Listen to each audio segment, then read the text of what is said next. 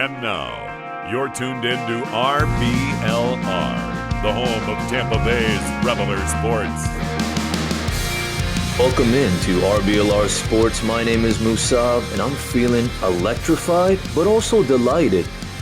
Delighted because, oh my, what a game against the Chicago Bears. I'm also delighted to have the opportunity to be talking again with Mr. Chose the Right player, aka Mike Evans, unlike me, aka the one and only Stefan. Stefan, how are we doing tonight? Doing great, man. It's Saints hate week, so I love those. I mean, we're 6-1 after another win last week, so really can't complain. Absolutely, I'm right there with you.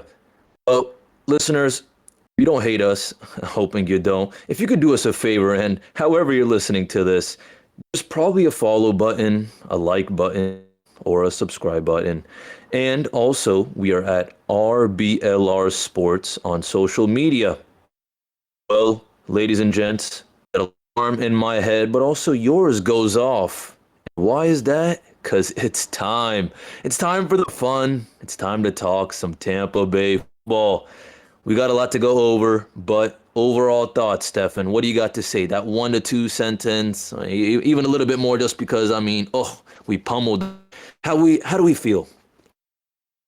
I feel great. I mean, I think, the offense in the first half obviously feasted, and I was very impressed by the dominated for the entire game, and, that was impressive. I know it was a rookie quarterback, but albeit, we have some injuries, on our side of the football defense, so being able to score, especially score on that defense as we did, was very impressive. So that's kind of where I stand. A little disappointed in the offense in the second half, but I'm sure we'll dive into that. Right there with you. I joined a few minutes late to the game when it was going on live. As soon as I turned it on, I saw the Bears punting it, and my buddy was telling me, it's going to be a good game when the Bears are punting the ball ASAP into the game. And then as soon as that happened, it just became a wonderful show with Jalen Dart and just beautiful punt return. And then from there on, it was all sunshine and rainbows. So, what a just over dominant performance. As you said yourself, Stefan, rookie quarterback. But don't let that, make you forget about how dominant their defense was supposed to be, but wasn't, because, I don't know, maybe they're going against the Super Bowl champions, a.k.a. the Tampa Bay Buccaneers, and we were looking real hot. Yes, we were. Especially to your point, it is a rookie quarterback, but we've all know what they've done to us in the past. Yeah, we were talking about this last week, Stefan, but, there is absolutely no reason, and I'm sure Tom Brady told everyone, he made it loud and clear that, we're not trying to give them any chance. He's sick of these dog fights with the rookies. He's sick about thinking about the last time that he played the Bears. And, yeah, I think, this game was just enough was enough. And I'll also mention this, maybe they heard our podcast, because shout out to the only one penalty going on, but, we'll dig deeper on that as well. Anyways, it's time to talk about the good. All right, the first thing I want to start out with was defense overall for me. They just had a beast. Where do I start? Well, let's start out with the defense. GP, Shaq Bear each having a strip sack, then D. Delaney and Pierre Desir making the most of their chance to shine in Tampa Bay's banged up secondary, and they both got an interception along with Whitehead as well. Just those 5 guys from the top of my head were, kind of like the more highlight people on the defensive end. Forget about just the D-line overall, but it was really, really dominant, and just seeing just how the Bears were falling apart minute by minute. At first, you were seeing, oh, wow, okay, we're looking real hot first quarter. And then second quarter, you're like, oh, my gosh, okay, now we're really consistent with it. And it just went on and on, Stefan. So it's impressive. I'm sure yeah. I'm sure, I got to say a big shout out to D. Delaney and Pierre Desir. Obviously, the interceptions were also because of the constant dominant pressure we put on Fields and the rest of his team. But beautiful execution as well. And also just, the recovery, it wasn't just like they caught it and then immediately went down or something. And they got a little bit out of it as well. So those kind of things, especially seeing people like, the backups like that step up and get some crucial, important interceptions, and especially against the Bears, because we wanted to make sure. I think everyone, whether you're a fan or not, you want to make sure that we don't give them any chance at all to score, and we succeeded in that.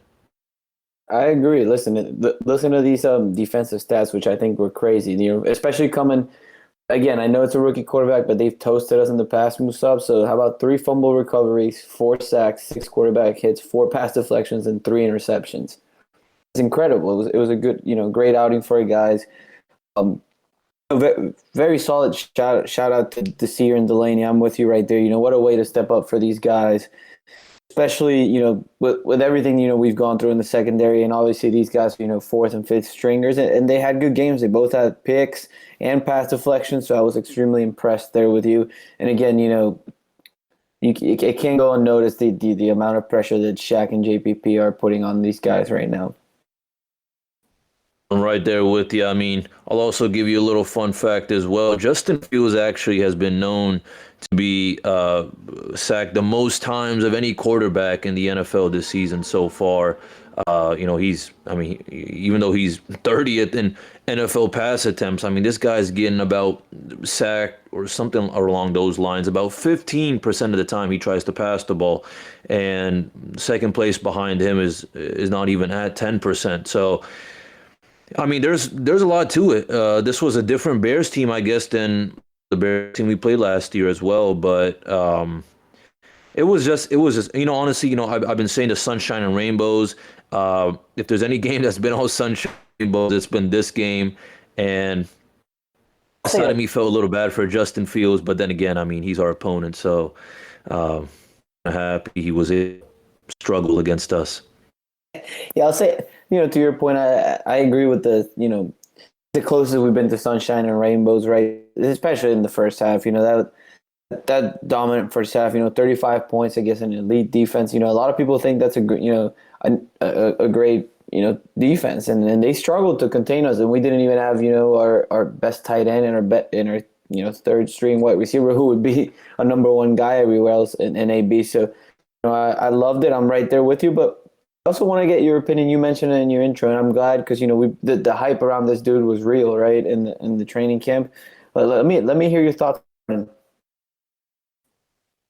I said exactly what I had a feeling about, which was, hey, listen, Mickens is out. It's time for this guy to step up. Is he going to have those that little rookie kind of scare, or is he just going to be like, you know what, I'm going to do my thing, and was shining during training camp and during the offseason, all that, even a little bit during the preseason or whatever. But now it's really important. Now it really matters. And wow, I mean, especially that first return of his that's where you really saw the shiftiness, and that's what those are the kind of things we really need for those playoff caliber teams like the Rams or those that we be playing upcoming later on this season.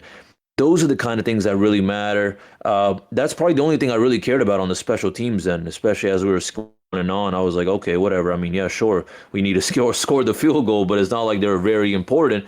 But what was important was, all right, well, hey, it's your first kind of show all by yourself, Darden. Let's see what you can do. And he was able to deliver. I was very impressed, very happy, and I think he's just going to get better and better from here. But again, another side of me wants to also remember that this is only one game that he's gone against, and this was the Chicago Bears that we're talking about. So this could be a whole different ballpark against, a super deadly team, because they can just be, they might have a different approach. So, one side of me is very happy, but another side of me is thinking, all right, well, as happy as I'm feeling, I need a little bit more time. And I think everyone needs a little bit more time to solidify the statement that Jalen Darden is the returner of our team. I mean, obviously he is right now, but I mean, this is something we've been struggling with for I don't know how many years, Stefan, but maybe this is time, maybe all those issues we've had in the past with other positions, and then, they get fixed. Maybe this is the year of the special teams just totally changing gears and being awesome. Yeah, I agree, right? And then this is an area the Bruce Arians teams have struggled in the past, including ourselves last year. So I'm with you. I mean, his showed his speed. It was He almost brought that punt, back at Tutty, and I was in the stand. People were going crazy. It was almost like, damn, we never get to see this sort of thing, since Spurlock. So it was really impressive. Again, to your point though, we pumped the brakes here. It's one game. It's against the Bears. It was good to see some speed there. We hadn't seen it all year, so it was extremely interesting. To even see him get a shot, and he did, and he even got a shot late when we were blowing them out as a receiver. He dropped the pass, but he got a look. So the more we see him, the more we'll know. Maybe this weekend in a hostile environment, returning those punts and stuff, it'll be a little bit different. But hey, what we saw, I was impressed. Amen to that. I'm almost to say a little hot take. Stefan, I can honestly seeing this guy having, and I mentioned it before, but I can see him kind of having that like random play when we went against the Packers during the playoffs right before the half, and Brady goes down deep to Scooter Miller, and we rack up a touchdown right beforehand, and that's just because speed kills. And that's what Jalen Darden's got, and oh man. His speed is something else, especially with that first return, the shiftiness and all that. It was, oh my God, I was very, very pleased, and just honestly, it's just adding another weapon, and it's nice to know that if we know that the issue, or if we know that all we really need to get the first down, or maybe rack up a little, crucial game-winning down, or right before the half touchdown. I think he may be something we could count on later on, in the season. I think we need more time, but let's say this: he has potential. He has potential indeed, and I guess the feelings you've had about Jamel Dean, or you and I both kind of had about Jamel Dean. You're on, saying okay, up and down, but I guess that's how I'm feeling a little bit right now with Darden, saying, okay, well, hey, all right, well, he's just going to get better from here. He is. He's already improving, and I'm really counting on him this upcoming game because, as important as that Bears game was last week, this upcoming one is very important as well. But speaking of speed and just overall performance, I mean, the Evans, Brady, little Godwin trio, Bermuda Triangle, the Buccaneers Triangle, whatever you want to call it, that was looking real hot, Stefan. And shout out to you as well for getting that right, Mr. Fantasy. Got to get one right? So we'll take it. Yeah, I was very impressed with you. This, especially from going with year one with Brady to year two, right? That it seemed like that Mike Brady, that connection. Even though he got 1,000 yards, it took a little long to develop, and we're seeing here from the get go. I mean, 3 touchdown game. That's incredible. I believe he's only the second guy in franchise history to do that, and the first time it was him. So really, it was only been one guy, so it's the second time to ever been done. Yeah, and I also love that 600th TD of Tom Brady's. The way Evans caught it and then just didn't even go down. I mean, he got hard right at the touchdown line, but he just stood there. He fought back a little bit. It took another little step real quick. Made sure he got the touchdown, and that was really nice. That's something that is kind of missing from a lot of wide receivers throughout the whole league. There's obviously people kind of like him, but that size and that strength. And that's when it's times like that when you really need it. Someone like Scotty Miller or something, I wouldn't be surprised if he just kind of got decked maybe a yard from the touchdown. But you can't knock a dude like that down. And I think he also made sure as well to catch that and make sure he gets it down. But oh yeah, I mean, I think this was kind of a clinic. This was kind of like, all right, we're already dominating them on the defensive end. Look pretty good. Now it's time to have a little bit of fun, and that's what we did. I mean, they really weren't able to contain Evans, Godwin, all of our guys really, and I also want to give a shout out to line for allowing Brady to have, I think Brady had some time. He was protected. He was feeling real good, and they only had one QB hit. Perhaps maybe it's not the sacks that matter. Maybe it's the QB hits, or maybe the things that happen after the play that maybe Brady gets banged up here and there, and he kind of slows down a little bit here and there. When their D-line or no one on their defense is threatening Tom Brady on like Fournette, then I mean you're feeling really good. It when you're going against an easy team, I mean, you're already pumped up as well, and it also becomes kind of a little more a mental boost as well, saying, "Well, I'm not even being touched. I got time. I mean, my name is Tom Brady, so I'm already the GOAT, and I got some wide receivers and stuff like that with me, so it pumps you up and it makes you feel good." I agree, and I love that you shouted out the O line, right? I mean, they haven't gotten a lot of love from the national media, and people a lot of love to the Bucs, but there's someone has to hold the fort down so Brady doesn't get touched, and these are absolutely doing it. I think Marpet and Tristan Wirfs are not Pro Bowlers this year. I mean, I'm just going to be salty about it. I think they've been incredible. What a bounce back game for Wirfs, right? I mean, he's only allowed 1 sack in his entire career, short career, but still nonetheless pretty impressive. Again, and it was against Khalil Mack last year, Musab. So, him stopping a guy like him, at this game must have felt great. So I'm with you right there, man. All eyes at the defensive end for me was like, oh snap! I hope Khalil Mack doesn't do something, to our team, or specifically Tom Brady, because I mean it's Khalil Mack we're talking about. But no, not at all. I was kind of looking out for that, throughout the whole game, and then towards the fourth quarter, I was like, okay, well, rest in peace to the Chicago Bears defense along with their offense already. But okay, and then you look afterwards on the stat sheet, and you're like, oh my, wow. Were they even trying to play with us? Is this the team we're talking about that beat us last year? Didn't look like it at all, and I think maybe this was kind of the solidifying statement game that said, last year was our first year with everyone together. We had a little fluke loss, yada yada, but we're not playing any more games. We're tired of these rookies. We're tired of having these random slip ups, and enough is enough, and that's what we did. And yeah, I mean, really happy. It's just, I'll say this, Stefan, it was just, after the game, I don't think I've ever felt so happy with all these games that have happened so far this season. I felt like a brand new man, so it was, I was just overall really happy, very delighted, and just seeing a dominant performance like that throughout the majority of the game is something that we haven't seen in a while.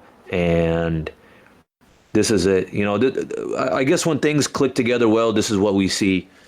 But then again, to all of our listeners and all the fans out there, you got to remember this is just one game. This is the Chicago Bears we're talking about. So, we got to remember that this should be happening many more times in the future. Yeah, it is. The thing, Musab, is us as Bucs fans, we're not used to it. So, yeah, what I would say is enjoy these. I mean, I know even towards the end there, we were at the game, and my fiance goes, "It's kind of a little boring now." It's like, listen, I'm enjoying the hell out of this, right? We've gotten crushed like this before by other teams so many times that I'm gonna sit right here and crack another beer open and watch to the end, because it was a beautiful performance for the most part. But with the good, Musab, comes the ugly.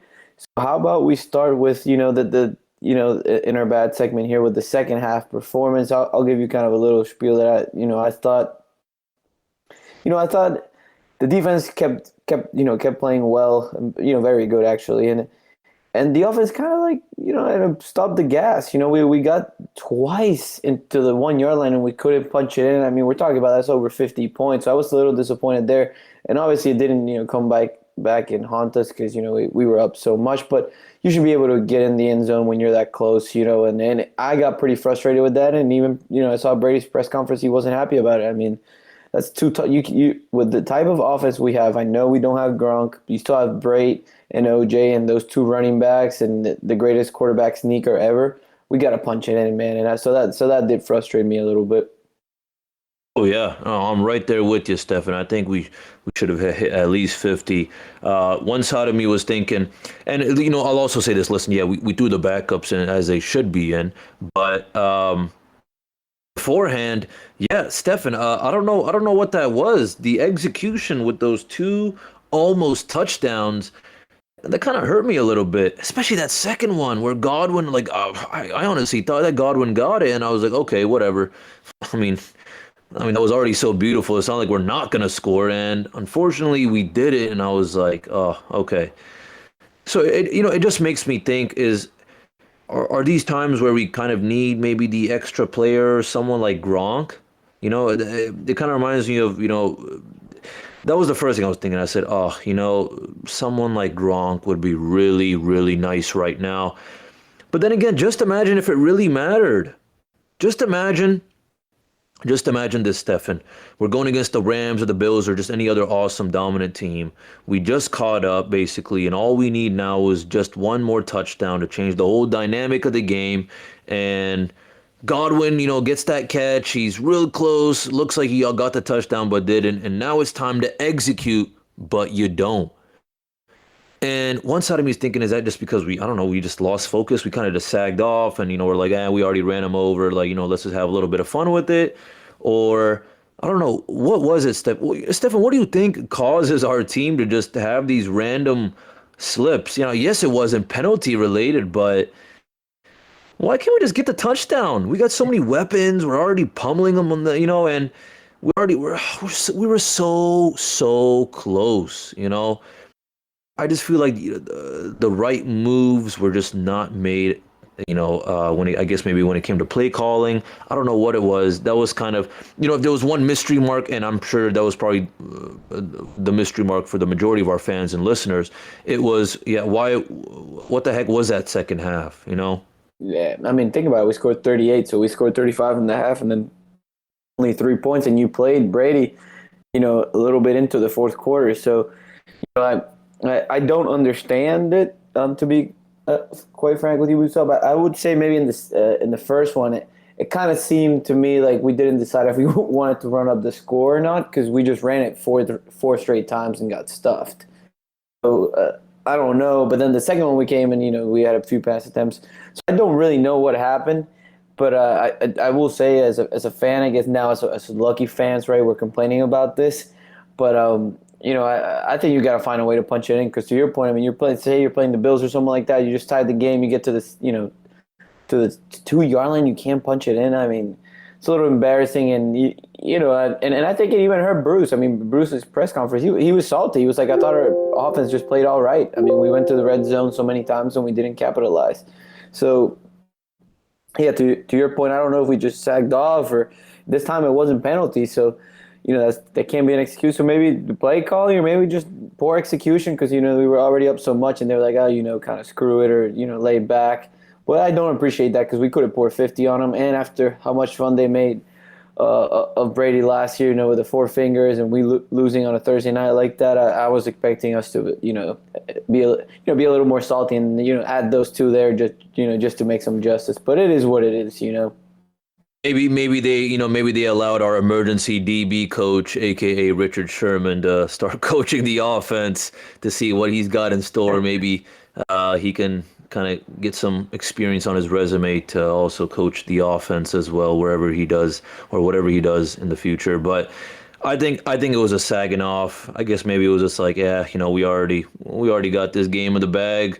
Might as well just, I don't know, have a little fun with this / play around. But I'm not happy because, Stefan, the issue with me is, we're known to not play the full 4 quarters. We're known to have these kind of issues where we're not executing.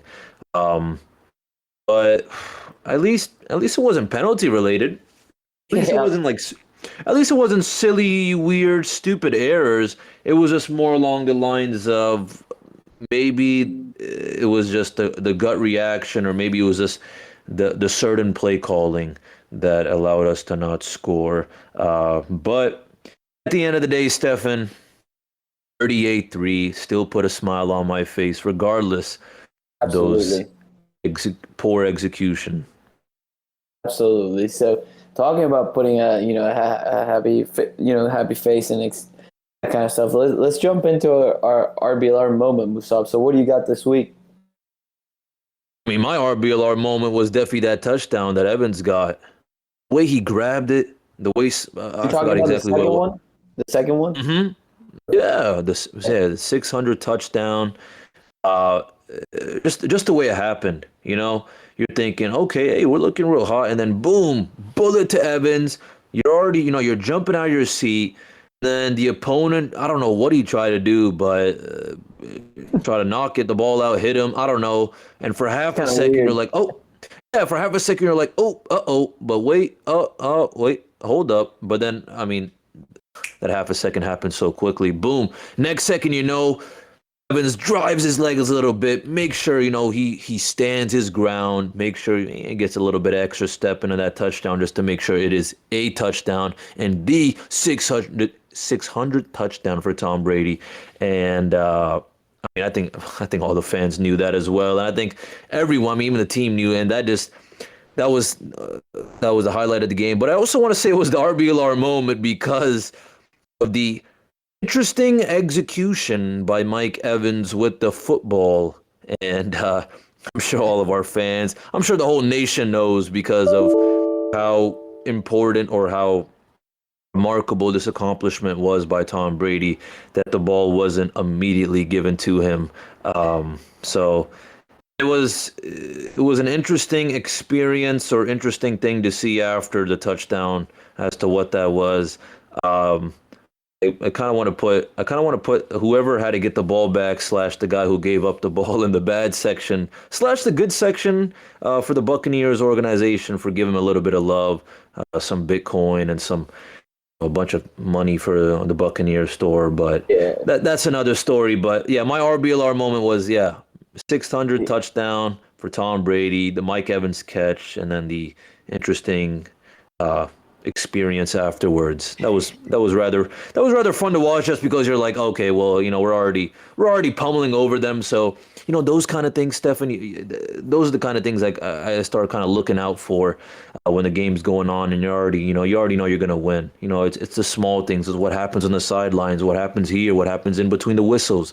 So that being said, though, Stefan, what was your RBLR moment?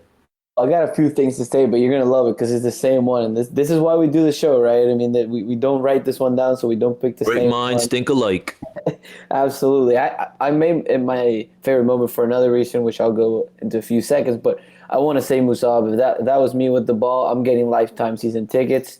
And I'm getting way more than whatever the dude got. They're gonna have to find me for the ball. I probably would have picked it and left, gone home, and we can talk about it later and see what we were gonna figure out. But lifetime season tickets would have been on the table for me or no ball. I will say the RBLR moment was that touchdown, Musab, but for an interesting thing. So I actually sit in that end zone, and the play before that, Mike Evans took a hit. I don't know if you remember, and he kind of like walked a little bit outside to the sideline. He threw up for like 45 seconds, gets up, puts his helmet back on, and then comes to score a touchdown. So I was like, man, this guy's just a warrior. That was incredible. The humidity was insane, so it was awesome to watch. Just this guy just pukes, puts his helmet on, goes and scores, and goes back to the sideline. So that was probably why for me, obviously, it's the 600 touchdown and et cetera, the ball. But the reason for me was just seeing him just completely, destroyed on the side, and then just comes back in and scores it, and it was really impressive. It was a wonderful experience, minute by minute, and that was just really nice to see, and rather interesting to see how many people had something to say about that, the return of the ball, and all kinds of people saying, "Oh, he should have got this, he should have got that." I haven't heard the lifetime tickets explanation too many times before. A lot of people just said that, oh, that guy should have just like started hiding or whatever. He should have just gone home and flipped it or whatever and sold it for however much it was. But I'm right there with you. There was a lot of RBLR moments. I will say that I'll say this: if Jalen Darden got that touchdown, that punt return touchdown, which honestly I thought he was kind of close. I think he could have if there were better screens and stuff like that. But that would have been my RBLR moment. I kind of wanted that to be my RBLR moment because that was actually what I missed out on in the beginning of the game. As soon as I turned, I was like, oh snap, and I was like, oh okay, hey, nice run, Darden. But looking back, that would have been real cool. But that being said, Stefan, on to the next thing, which is let's go over some previews for our upcoming game. All right. Well, Levante David, Gronk, Sherman, they're all back at practice today. Still nothing super solidified as to what's going on, but I mean they were back at practice, and then at least for AB, Arians is unsure right now on his status. It's at least what we've been told is it could be long term. There still needs to be some more answers given. But along with that, I mean, Murphy, Bunting, and Scooter we're seen running today. This is going to be something, at least for I can say what I've been seeing for Scooter is this is something that we're very optimistic that he should be ready for after the bye week. But I mean, is there any other updates or anything else going on, or also just overall thoughts about kind of these injuries? Just because I mean, hey, things are getting warm. It's not just going to be all sunshine and rainbows like it was this past week. And we're going to need people like David, Gronk, AB, all of them. Hey, we're going to need the whole team back ASAP, Stefan, if we're going to win this Super Bowl. So, I mean, those are my thoughts. But what about you? I agree. I think for the most part, we've been kind of lucky that none of these, as of right now, have been deemed, season ending. I do believe having, Gronk for the red zone helps. Sherman definitely helps because we all know the struggle there. But the big one here, if we can get Levante David, we're facing Kamara this week, who's no joke. So if we can pull this one, get Levante for this week would be nice. When it comes to the receiver, AB, guy's a beast, obviously, but I mean, we're very talented in that area, and we saw how we can pour it on against a good defense this weekend. Last weekend we did it without him. Obviously, having him is just another dimension. But Tyler Johnson is good. But hey, to your point, who knows? You get Dart in, you get Tyler Johnson, Godwin, Mike, and you get Dart in there as kind of the scooter, addition of that who can blow past people. You never know. So we're deep there. Not a lot of concern. Obviously, Tyler and Darden are definitely not AB, but it is what it is. As of right now, we'd love to have him, but we'll see what happens there. From the updates you provided there on Scooter and Sean Murphy Bunting, I actually read those today. Scooter was running, and Sean Murphy Bunting was running as well. He had something holding his, elbow back. But hey, this is good. This is good news. We haven't seen Bunting and Scooter since week 1. So, if they can get healthy and kind of play after that bye week or close to it, I mean, it'd be awesome. For me, the main goal is because I think our biggest measuring stick is going to be Buffalo, right? I think we can all agree on that one. So if we can be at least the entire secondary back for that one, because that Josh Allen can really sling it, that would be very helpful. But that's what I got on that, Musab. I mean, it's good to know that at least Gronk and David and Sherman are back in practice this week. Well, absolutely. But I also want to pinpoint that, hey, Winfield came back and, from the top of my head, that wasn't something I was like, oh, snap, hey, Winfield's back. He's going to do a lot of damage. But for a dude like him coming back and then racking up a sack and, I mean, a pretty overall solid performance, that was really nice to see. And it makes you think, wow, just having some more starter presence kind of changes the dynamic. And hey, this is why he's our starter. This is why he gave that little wag to Tyreek Hill. This is why he was one of the crucial players during the Super Bowl, throughout the whole past season and the playoffs, et cetera, et cetera. So, it makes me think, well, hey, it's really nice to have these kind of guys back. But I'm kind of thinking the way you are thinking is making sure we're ready for the Bills. Then again, Stefan, I mean, hey, listen, if we play real hot, if in every other game minus the Bills, I'll take it because I want to make sure these guys are well rested and healthy and ready for the playoffs. All right, because things were looking real good, things were clicking, and I'm feeling more than optimistic that we're going to be making the playoffs, if not obvious. And for that reason, I mean, Now it's time to play our cards right, Stefan, aka now it's time to make sure that we're not pushing anyone, but we're also not just letting anything sag off. All right, so that's really it, at least on my end for the injuries, prior to this upcoming game against the Saints. But speaking of the New Orleans Saints, it's time we dig deep into our preview. It's a big divisional game. Oh my! I mean, just this last year, Stefan, the history and the games we've had with this team, and especially because we're talking Jameis Winston is going to be starter now, and now it's it was cute to think, oh, okay, yay, Bucs versus Winston last year, but we obviously knew Winston wasn't playing at all or whatever. But now Now it's the Bucs versus the Winston show. Uh, I don't even know what to say. It's like seeing your ex-girlfriend after like 10 years at like the mall. And it was like, wow, okay, wasn't expecting to see this or whatever. Things change over time, et cetera, et cetera. Drew Brees retired, so now I guess this guy had to step up. I was thinking Hill, but long story short, though, I mean, where do I begin? I mean, the history we've had, but I mean, I guess I want to hear though, Stefan, overall, just with how they've been playing this season so far, how we have been playing this season so far. Overall thoughts. I asked you for that little 1 to 2 sentence summary after that Bears game, but what's your 1 to 2 sentence preview? And then, I mean, after that, feel free to just dig deep.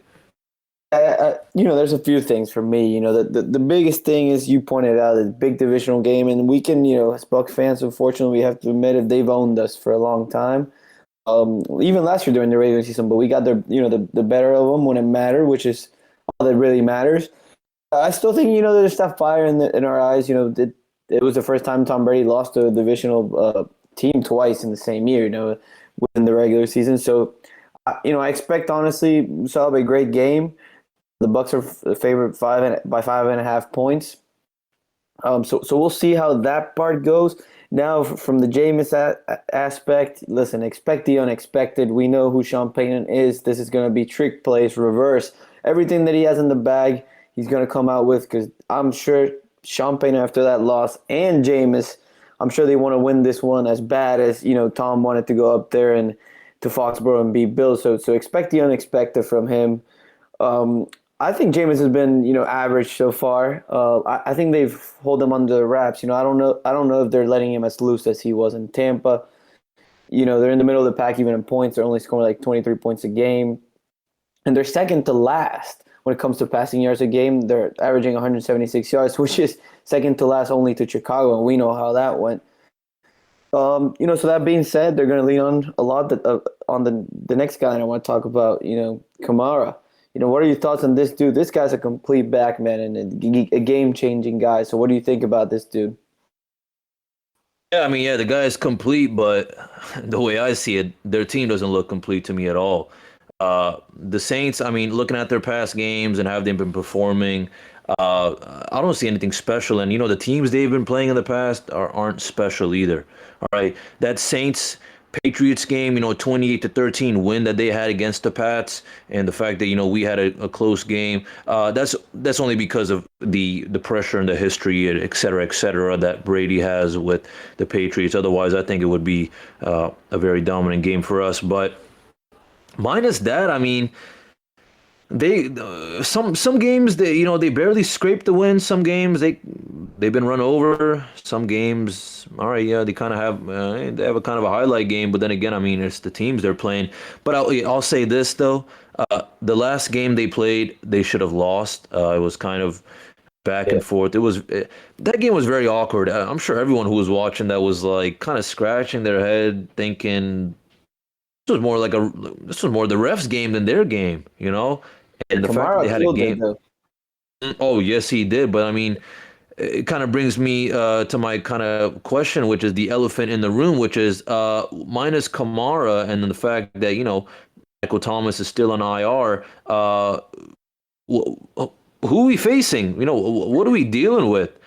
Especially because, listen, you read all about Jameis Winston. Oh, he was looking good, this or that or whatever. You'll also see a lot, Stefan, that everyone's like, oh, hey, by the way, he didn't throw an interception. Kind of funny because he's known for that. All right, and I'll say this is that I think the defenses he's been playing in the past, they're nothing like the Buccaneers. Now, obviously, minus our DB unit, I think our D-line is on fire. We're hotter than ever, better than ever. We're going to be wreaking havoc. No way he's going to be able to run away against us. And I think all eyes are just on him and Kamara. One side of me is just praying that, their wide receivers don't give us a hard time. Not that I really think they will, but this is really it, and you mentioned, Stefan, the fact that, Brady went up to Foxborough, went against the Patriots. It was like Bill Belichick versus Tom Brady. So now it's going to be Bruce Arians versus Jameis Winston. But It's going to be a different ballpark. I mean, yeah, you said also as well. Sean Payton, very respectable coach. I mean, all the experience he has under his belt. I mean, the games he's won, the championships he's won, all that stuff. Obviously he's not no Bill Belichick, but Bill Belichick is also not Sean Payton. I mean, they're two different kind of guys. But for that reason, I don't think that they're going to be able to trick us. This is going to be more our kind of game. This is not like something that, ooh, okay, oh, we're going against Jameis or something. This is more Jameis thinking, oh, snap. I'm playing the 6-1 Buccaneers, my former team. Their replacement is the GOAT Tom Brady. Now eyes are really on him. All right, and now we're talking no more Breeze. And Breeze was a phenomenal quarterback, Stefan, and he was those kind of players I say that can change the dynamic of a team. And now when you lose a guy like him, you don't have a guy like Michael Thomas playing. All right, then what are we dealing with? It's our DBs versus that. Is that what it is? So I guess I want to know overall thoughts, Stefan. I mean, more on the defensive side, because I'm going to say this though. I don't think the offense is going to have many issues. The only thing I'm really going to be looking out on the offenses are last week's Mr. Fantasy versus Lattimore, because that's been. Oh, yeah. That's been interesting. That's been like that kind of little, Wilder Fury, series for all my boxing fans. The intense, heated rivalry. The you were never really sure exactly how do you feel about both guys, because I mean they're both coming at each other. It's like a 50-50, but obviously sometimes one better hand than the other. So that's what I'm really looking out on. But minus that, I mean, we got so many other weapons. Their defense is not too threatening. Overall, I want to say overall, they're kind of a low scoring team. So I'm not worried about their offense. But what I want to know, Stefan, is how will our defense, go against their offense? What are we thinking? Minus Kamara, do we have other threats? What are some things that we might have to consider? Because right now, the only thing I'm thinking is, I hope all of our DBs, whether you're a backup, whether you're a guy that we just picked up on the street a few days ago, are you ready? Because we're counting on you. I'm gonna say this though, Stefan, and we've said it over. Enough with the games. We got to fix this ASAP. We fixed the penalties that last game, and perhaps it was the Bears or whatever. But it's time to fix this DB thing. Whatever the chemistry is and all that. I'm not asking all these guys to be stronger, faster, yada yada. But it's division. All right. Can we take every single game as a learning experience and play better the next game? Is that what's gonna happen this upcoming game, Stefan? Well, a few things that I will say. They don't have Michael Thomas, but I still think something to look at is, Kamara, right? And just going back to him because, last week the Bears did run the ball on us. I mean, they was the first team to go over 100 yards on us. So this is something to look at, and he looked really good on Sunday night or Monday night, Kamara did. So I'm hoping Levante plays because he's great in coverage, and this would definitely help there. When it comes to the rest of the guys, I mean, Marquez Callaway is not bad. Trickle Smith is not bad, and Kenny Stills can definitely, run. And when they're average, but with our fourth and fifth corners out there, anything can happen. So it'll be an interesting. And we know, hey, listen, Jameis, he throws a lot of picks, but he also threw for 5,000 yards, so we know he can sling it around. So, and when they're hurt secondary, who knows what could happen? The goal is going to be, JPP and Shaq Barrett have to eat often and early, and Vita's got to be, causing that pressure right down the middle, which they have. So, there shouldn't be any concerns there because they have been doing it. If we do flip it to the other side of the ball, I do respect their defense maybe a little more than you do, Musal. They got some dudes now. They're only allowing 16 points a game. I mean, Lattimore, even though, I hate to say this, Mike Evans is my favorite Buck after Levante David, but Lattimore's looked really good against him in the past. He's kind of shut him down multiple times. So that scares me because Lattimore has kind of owned him. I hope that, Mike Evans, maybe this is the game. Maybe this is the time he finally breaks through. And Cam Jordan, big trash talker, I dislike him, greatly, but he can play as well. So, they're only allowing 16 points a game. Their other corners decently good as well. So they got some people now. So we'll see what happens. Hey, and Quan Alexander still always wants to look good against us, and he's there as well. So we'll see what happens from the defensive standpoint. But to your point, I do like our odds. We do have a great offense. Now, if they take Mike Evans out, then you're because it seems that's typically how it goes. Then you're stuck with not that Godwin's bad, but you're stuck really. Godwin's kind of your guy, and then Tyler Johnson, and hopefully you can run the ball, Musa. We've been running the ball really well with with Fournette, and even Rojo looked great last game as well. So, what are your thoughts on the other side of the football? Now that kind of we went through the through the other guys on their offense that not big names, but still decent, average or above average. Kenny Stills can still blow the roof out of the building. I mean, yeah, I'll have to kind of disagree with you a little bit because I don't think Jameis Winston is able to kind of play around or have that ability to kind of run like Justin Fields or any other kind of past quarterback we've played who's dual threat. So listen, if we're coming at him, you're saying Vea, Barrett, JPP got a feast. Well, I really do think that, yes, Kamara's going to be able to kind of get away with a few things here and there, but we're going to have to pick up on those leftovers. They can't eat it all. They're not going to eat it all up. So that's where I'm looking at the linebackers, the safeties that get them leftovers. All right. Hey, listen, Kamara's an absolute dominant player, but I don't think we're going to be letting this slide anymore. Now, on their defensive end, again, I'm going to say, minus Lattimore, my kind of feeling is, and this is also, maybe they're not fully all healthy and all that, but last year, and especially the games where they dominated us, it was like they were all bark and all bite, or all bark and majority bite. But now I'm thinking, what they've been dealing with, they're not looking too hot overall, especially just the small things, like Breeze leaving, these injuries, this and that, all that. Overall, it's gonna make them want to be barking a lot, but I don't think they're going to be biting at all. All right, I'm going to tell you this. As much as you care, or I care as well about Cam Jordan and Lattimore, we got our own guys. All right. Yeah. I'm going to tell you this. I don't think Cam Jordan can be clapping back and getting in people's faces like Devin White. I'm serious. I've never seen a player like Devin White. I know there are players like him, but I've never seen someone like Devin White, being the young guy he is. It don't matter who you are, he's going to get up in your face and let you know. If you got a good tackle on you, he's going to be like, all right, hey, let's run it back, or something like that. So, it's just going to be Lattimore. But hey, let me tell you this, Stefan, how many times is Evans or our whole team, how many times are we just going to allow that to happen? Allow Lattimore That's to my dominate question, man. That is my question. Right. He's dominating. And maybe it was just because of last year we're still trying to work the kinks of the chemistry and all that. But listen, it's just going to take a few important, crucial catches for Mike Evans to have a nice, solid game, for him to rack up a lot of points for all them fantasy owners.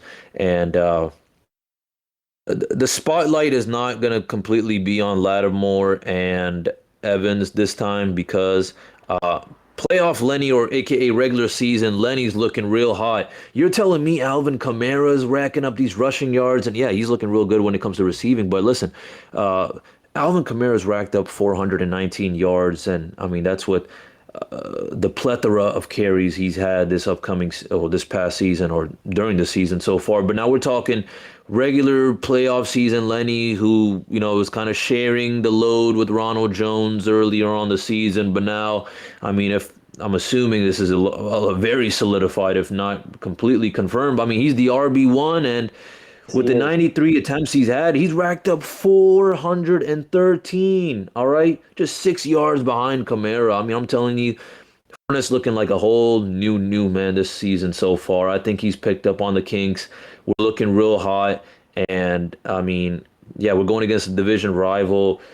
This is the game, I think, that's real important. This is kind of like the watered down version of the Pats and the Bucs for Jameis Winston, through a Jameis Winston kind of lens is what I mean. So I don't know. You give a lot of credit to the Saints, and I give a lot of credit to them, or I used to give a lot of credit to them. This season, I don't know. I honestly, they should be 3-3 right now. I'll say that. I think the Panthers or even the Falcons. I mean, they're right behind their tail as well. It's like a fight for second place, and the Saints Oh, got some competition. but whoa, I will say, Musab, we cannot drop this game. We dropped this game, and we're tied with them for the Oh division. yeah, I don't think we're gonna drop this game, and we were already on a streak. And I mean, listen, we got a bye week next week, Stefan. Gotta win this. If I'm on the Bucks, I'm thinking. I mean, it's time for me to put my blood, sweat, and tears out there. Especially when you are 1,000,000% healthy. All right, if you're Antoine Winfield, you're thinking, all right. Listen, if my boys are dominating, no need for me to kind of go the extra mile, but. I'm looking for a lot of guys, to go the extra mile. I'm looking for people like regular season, playoff season, Lenny to be going the extra mile for sure. All right, I want him. Listen, everyone's talking Lattimore Evans. I want the summary of the story to be Fournette versus Kamara / because the quarterback was Jameis Winston / because of their weak O-line or their O-line that wasn't better than our Bucs O-line. Fournette won the battle. Winner Fournette, loser Kamara and the rest of his team, or whatever you want to call them. So that's really about it for me. That's kind of how I feel. As optimistic as I am, I genuinely think that we have been taking advantages of these learning experiences we've had in the past with all kinds of teams we've been playing, especially with our backups and our semi or banged up, injured players coming back in and out. So we're working with a lot right now, and it's every week's a whole different week, but I think we're doing really well. Honestly, we should be struggling a lot more. I feel like if we didn't have Brady or a lot of other players or whatever, if we're talking like 3 years ago, yeah, I'd be like, OMG, this could be a hit or miss. But I don't know. I could go on and on, Stefan, because it's a divisional game, but there is a chance for it to be a dogfight. But then again, this could just be a very Bears Bucs-esque kind of similar game. And who knows? Honestly, who knows? Because I'm going to tell you this. JPP and Shaq Barrett overeat a little too much. Well, that means then Winston's a little banged up and whatever. And then from there, I mean, it's all uphill for us and downhill for them. I don't see anything special that's happened in the past games for them. And I don't see anything special going on. Sure, they're hosting, but it's going to be our game for sure. That's all I have to say. And I mean, we'll dig deep into this next week, but at least for me, I mean, we're 6-1. They should be 3-3, but whatever. They're 4-2 right now, but we're looking hot, and this is going to be our game. All right. Well, that being said, I'm gonna go my prediction here, Musab, and from the thoughts here and the preview, it seems like I'll have a closer game than you will. I got 31-23. This will be a close ball game in my opinion. Divisional games are always tough, never easy. The secondary still remains a little hurt for us. Plus, I just know Sean Payton will find a way for a reverse, a flea flick, or some trickeration.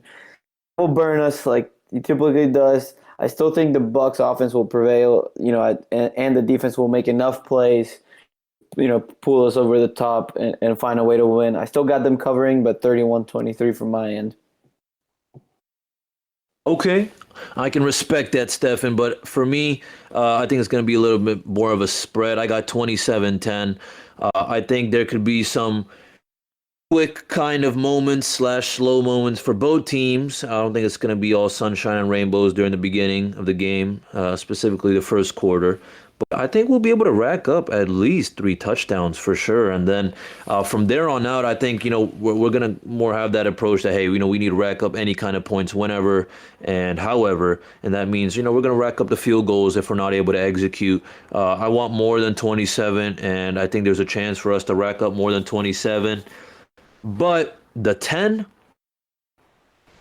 as you mentioned, Stefan, Sean Payton's got some tricks up his sleeve, and perhaps our backups or our non-solidified DB unit could be played around a little bit when it comes to something like that.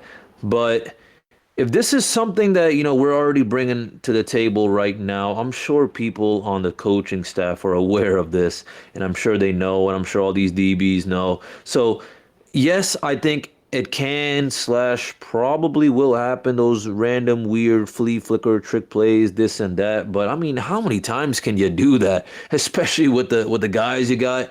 I mean, the only time I feel like they can really be toying with us with these trick plays is if it's Winston and Kamara doing something over and over. But I mean, how many times can that happen? For me, Stefan, it's gonna reach a point where after the first or second quarter, we're gonna have a really good feel about how this team plans on performing, aka their team plans on performing.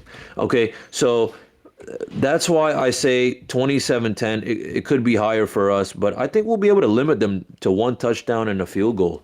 I don't think they'll be able to get away with it. I think Winston's gonna get an interception. I think I'll tell you this to all my fans and listeners. I respect the guy and all that, but Winston has always reminded me of that high school student with the 4.0, but also along with that, like 16 DUIs. So it's like, oh, nice resume. Oh, but wait, now we're looking at your criminal history. 16 DUIs. Okay, you racked up a lot of touchdowns, but what about those interceptions? It's going to bite him in the butt this upcoming Sunday. I really do think so. We're coming in high. I think our team's looking real healthy. I mean, our D-line's looking real good.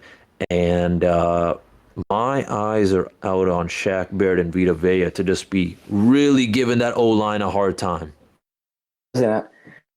I would love the 27-10, and I would love all the interceptions by Winston. I'm not one of those fans that I keep seeing on social media of like, well, I hope Jameis plays well and the Bucs still win. No, I hope this guy obviously doesn't get hurt, and I hope he throws 6 picks, and they're all pick sixes.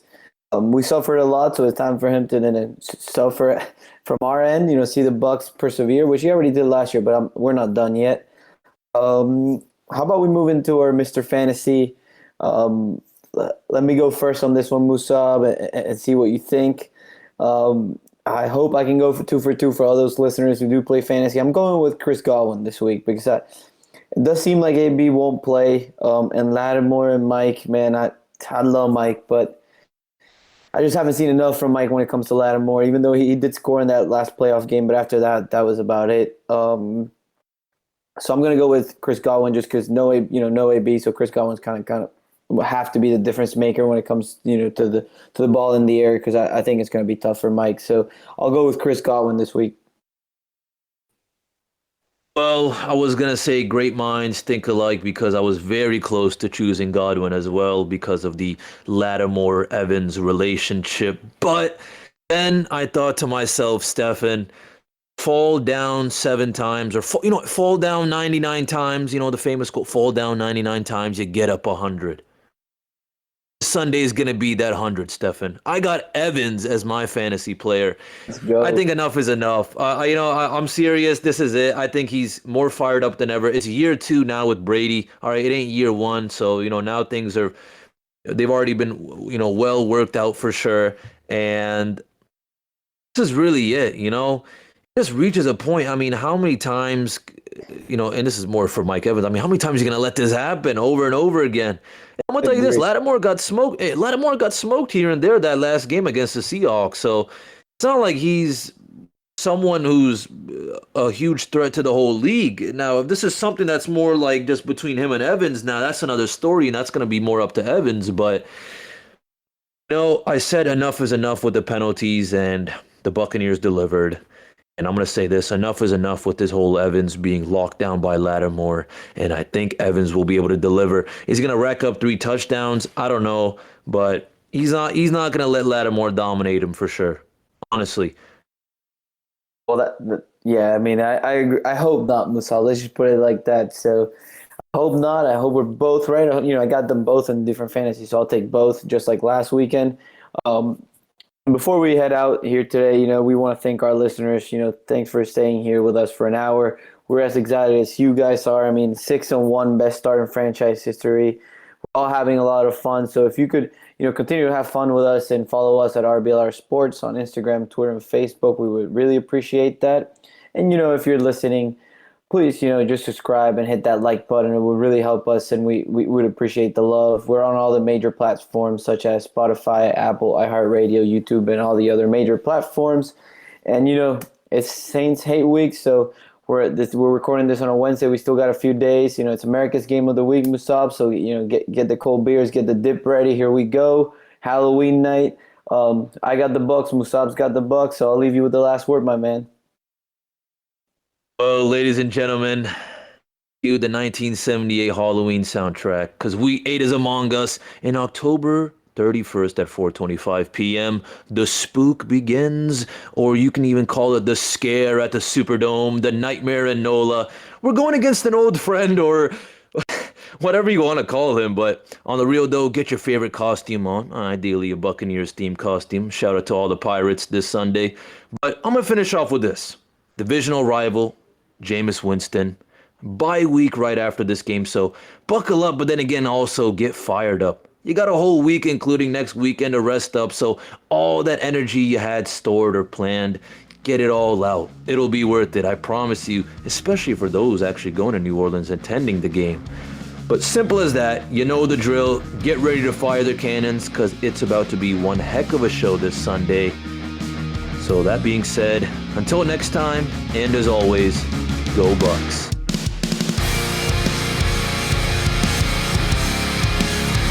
Thank you for tuning into this presentation by RBLR Sports. On your way out of the stadium, please remember to like and subscribe.